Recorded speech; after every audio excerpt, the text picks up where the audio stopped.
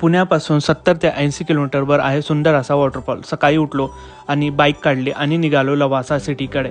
50 ते 60 किलोमीटर गाडी चालवून आम्ही पोहोचलो लवासा सिटी व्ह्यू पॉईंटला।